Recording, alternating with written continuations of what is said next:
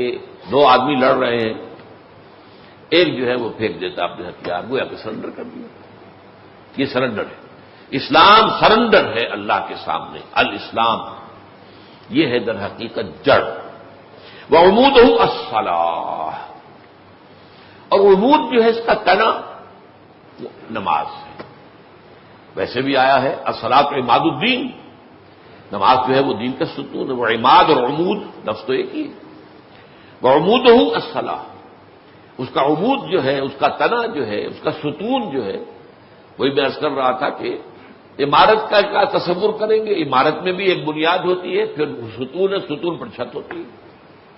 تو اسی طریقے سے درخت ہے، اس کی جڑ ہے، اس کا تنا ہے، اور پھر اوپر جو ہے برگوبار، جسے ہم کہتے ہیں برگوبار ہے.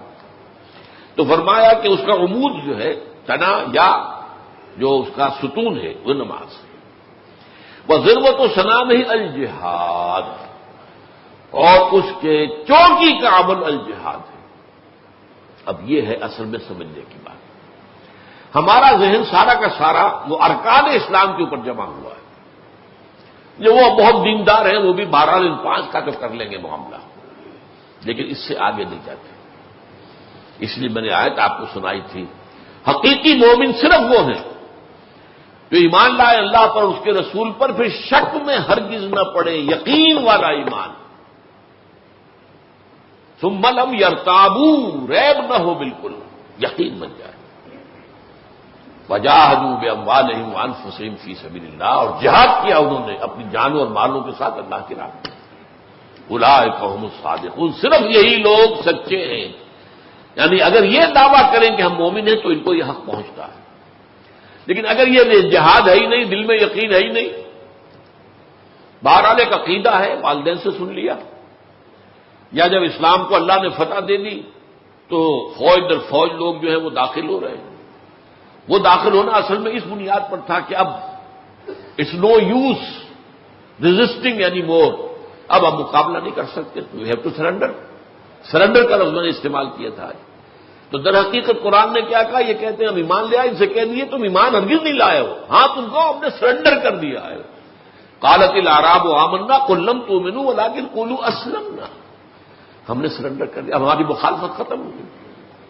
اگر تم نے یہ بھی کیا ہے خلوص دل کے ساتھ، اس میں دھوکہ نہ ہو کہ ٹھیک ہے ابھی تو سر جھکا دو، پھر دیکھیں گے ذرا حالات بدلیں گے تو پھر کھڑے ہوں گے، یہ پھر منافقت ہے.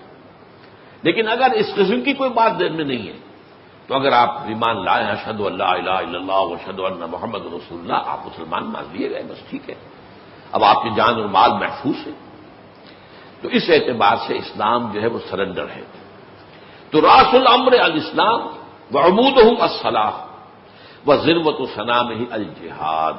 یہ جہاد نہیں ہے تو پھر پھل نہیں ملا، پھل نہیں لگا اس درخت کو. اس درخت میں پھل جو ہے وہ تو جہاد فی سبیل اللہ کا ہے.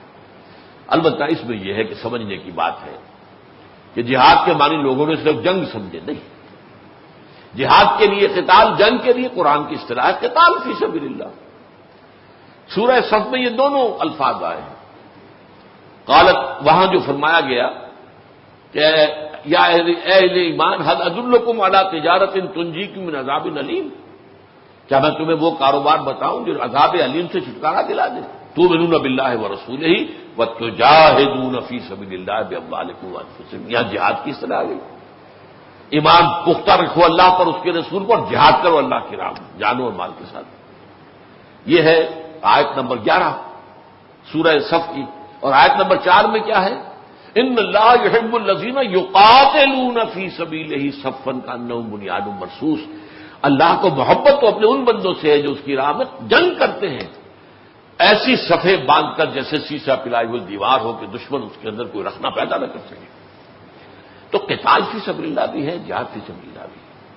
مکے میں 12 برس جہاد فی سبیل اللہ ہو رہا تھا، قرآن کے ذریعے سے جہاد، دعوت و تبلیغ کا جہاد، تربیت و تزکیے کا جہاد، تنظیم کا جہاد، یہ جہاد ہو رہا تھا. مدینے میں آ کر وہ جہاد قتال کی شکل ہو گیا. تو اس لیے اس اعتبار سے نوٹ کر لیجئے کہ جہاد جو ہے وہ صرف جنگ کا نام نہیں ہے. جد و جہد، آپ اللہ کے دین کے غلبے کی جد و جہد کریں. ظاہر بات ہے اس کے لیے پہلے لوگوں تک اللہ کا دین پہنچانا ہوگا. پھر جو واقعتاً قبول کر لیں دل سے خلوص کے ساتھ انہیں جمع کرو، منظم کرو۔ ظاہر بات ہے قتال تو جب تک مناسب تعداد میں لوگ موجود نہ ہو، مناسب تیاری نہ ہو، اور وہ اس کے لیے ان کی ٹریننگ بھی پوری نہ ہو گئی ہو، اس وقت تک جنگ تو نہیں کی جا سکتی۔ خودکشی تو نہیں کرنی ہے نا، جنگ کرنی ہے، تو جنگ کے لیے تو تیاریاں ہیں۔ اس لیے جہاد کے لفظ کو نوٹ کیجئے یہاں پر کہ جہاد ہے کہ جو کہ چوٹی کا امر ہے۔ ہو سکتا ہے کوئی لوگ جہاد کر رہے ہوں، اتنی تعداد میسر ہی نہ ہو کہ قتال کیا جا سکے، تو اگلا قدم تو نہیں اٹھائیں گے، لیکن صرف جہاد ان کی نجات کے لیے کافی ہو جائے گا۔ ہاں اگر اللہ کی طرف سے اس معاشرے سے ریسپانس مل جائے اور معتدل تعداد کے اندر لوگ آ جائیں اور منظم بھی ہو جائیں، انہوں نے اپنے اوپر بھی اللہ کے دین کو نافذ کر لیا ہو، یہ نہیں کہ اپنے اوپر اپنے معاملے میں اپنے گھر میں تو دین ہے نہیں اور باہر دین نافذ کرتے پھریں، یہ نہیں، اپنی ذات پر اپنے گھر میں دین نافذ کیا ہو اور پھر منظم ہو گئے ہوں کسی ایک امیر سے بیعت کر کے، بیعت سم و طاعت اور بیعت جہاد، اور وہ منظم اور سم و طاعت ان کے اندر پھوگر ہو گئی ہو اور ان کے دلوں سے ہر امنگ نکل گئی ہو سوائے اللہ کی رضا کے اور آخرت کی فلاح۔ یہ نہیں کہ حکومت کی طلب میں کر رہے ہوں یا مال غنیمت کی طلب میں کر رہے ہوں، نہیں، معاذ اللہ ثم معاذ اللہ۔ وہ تو پہلی جو حدیث تھی اس مجموعے کی، انما الاعمال بالنیات، اعمال کا دار و مدار نیتوں پر ہے۔ تو جس کسی نے ہجرت کی اللہ اس کے رسول کے لیے، اس کی ہجرت تو اللہ اس کے رسول کے ہاں شمار ہو جائے گی، لیکن جس نے ہجرت کی تھی دنیا کے حصول کے لیے یا کسی خاتون سے نکاح کرنے کے لیے، تو پھر ہجرت ہو الی ما ہاجر الیہ، تو اس کی ہجرت انہی چیزوں کی طرف ہے جس کے لیے ہجرت کی اللہ اور اس کے رسول کو کوئی سروکار نہیں سکتا۔ اس طرح قتال اگر کیا ہے مال غنیمت کے لیے، دولت کے لیے، یا کسی قبیلے سے کوئی خاص پرانی دشمنی چلی آ رہی ہے اور اب اس قبیلے کے خلاف حضور بھیج رہے ہیں مہم، تو بڑی تیزی کے ساتھ آ کر شریک ہو گئے کہ اب بدلہ لینے کا موقع مل جائے گا۔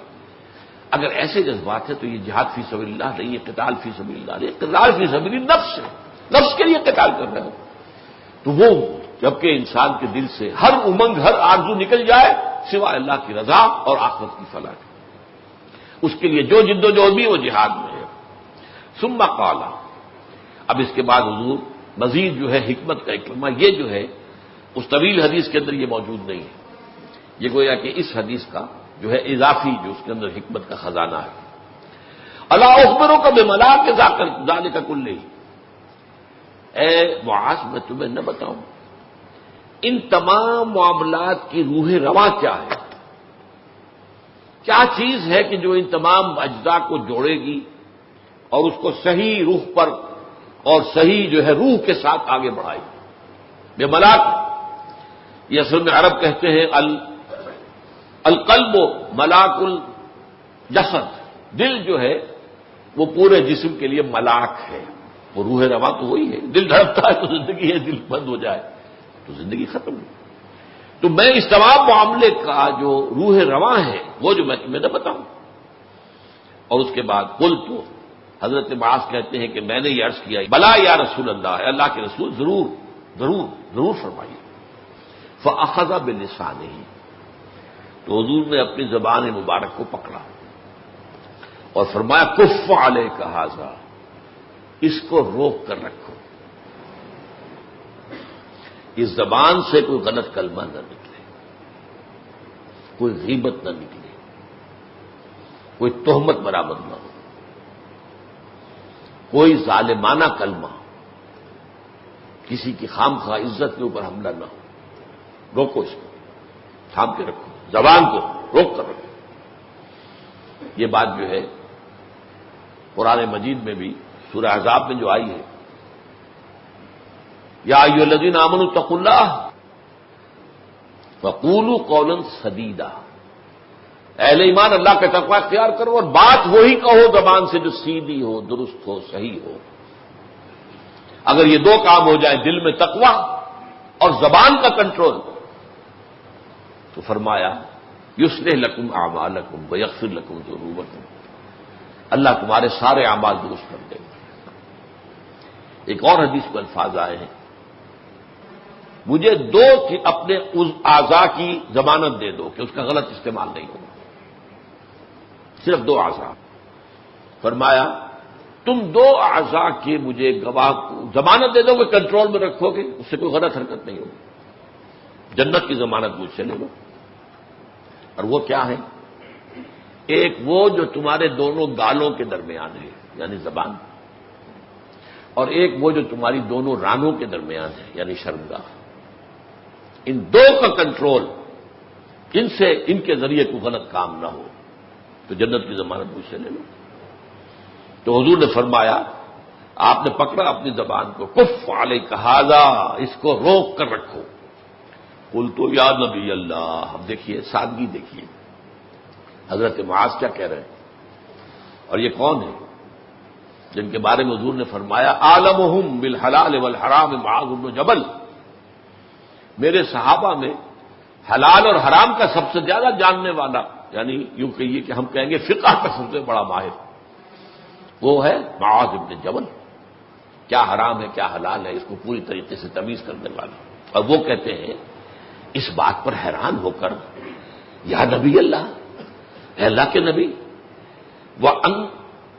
وَإِنَّا لَمُؤَاخَذُونَ بِمَا نَتَكَلَّمُ بِهِ، کیا ہمارا مواخذہ اس پر بھی ہوگا جو ہم کلام کرتے رہتے ہیں؟ اب ظاہر بات ہے کہ آدمی جب آتا ہے، بیٹھا ہے، دوستوں کے اندر گپ شپ ہو رہی ہے، اس وقت کون اپنی زبان کا جو ہے کنٹرول کرتا ہے؟ جو منہ میں آیا کہہ دیا، اس میں غیبتیں بھی ہو رہی ہیں، اس میں غلط باتیں بھی ہو رہی ہیں، اس میں جھوٹ بھی بولا جا رہا ہے. یہ سب تو کیا ہے اللہ کے نبی، کیا ہمارا مواخذہ ہوگا اس پر بھی کہ جو ہم باتیں کرتے رہتے ہیں؟ اب دیکھیے حضور کی محبت اور شفقت، یہ کلمہ جو ہے عرب بہت ہی اس کو کہتے ہیں کہ جس سے بہت لاڈ ہو. فرمایا ثقلت کا امو کا یا معاذ، اے معاذ تمہیں تمہاری ماں روئے کھوئے، یعنی یہ کہ تم گم ہو جاؤ اور تمہاری ماں جو ہے اس پر روئے تمہاری غیر حاضری پر یا گمشدگی پر. ثقلت کا امو کا یا معاذ، وَهَلْ يَكُبُّ النَّاسَ فِي النَّارِ عَلَى وُجُوهِهِمْ أَوْ مَنَاخِرِهِمْ إِلَّا حَصَائِدُ أَلْسِنَتِهِمْ، لوگوں کو اوندھے منہ یا ان کے نتنوں کے بل جہنم میں جھونکنے والی سب سے بڑی شے وہ حصائد السنہ ہے. حصید کہتے ہیں فصل جب کٹ جائے، حصید ایک جنات ہوتے ہیں، ایک جبنات الحدیث، ایک جو ہے وہ ہے کہ جبکہ حصید جبکہ جو ہے فصل کٹ گئی، کاٹ دی جانے والی. درخت وہ ہے جو کھڑا رہتا ہے، اس میں سے پھل اتار لیا جاتا ہے. اب گندم آپ کو معلوم ہے پورا کا پورا جو اس کا پودا ہے وہی کاٹا جائے گا، چرا ہے اس کا پودا کاٹا جائے گا. تو حصید کہتے ہیں فصل کاٹنا، فصل کٹی ہوئی. تو گویا کہ حصائد السنتہم، زبان سے جو بھی لفظ نکلتا ہے وہ ایک بیج بن جاتا ہے آخرت کے اندر، اور وہ وہاں پر پھر پروان چڑھتا ہے، پودا ہے. اور تمہاری زبان سے نکلے ہوئے یہ جو فصلیں ہیں جو اپنی زبان سے بو رہے ہو، جب یہ کٹیں گی تو وہ ہوں گی سب سے بڑھ کر انسانوں کو جہنم میں جھونکنے والی. وَهَلْ يَكُبُّ النَّاسَ فِي النَّارِ عَلَى وُجُوهِهِمْ، یا آپ نے فرمایا او عَلَى مَنَاخِرِهِمْ، نتنوں کے بل یا چہروں کے بل. یہ لفظ کا انہیں اشتباہ ہے کہ آپ نے وجوہہم کہا تھا یا مناخرہم کہا تھا. چہروں کے بل یا نتنوں کے بل. آگ میں جھونکنے والی چیز جو ہے وہ زبان کی کھیتیوں سے بڑی اور کون سی شے ہوگی. یہ جیسا کہ میں بتا چکا ہوں حدیث حسن صحیح ہے، اور یہ امام ترمذی اپنی جامع میں اس روایت کو لائے ہیں. فصلی اللہ تعالی علی خیر خلقہ محمد وبارک وسلم تسلیما کثیرا کثیرا.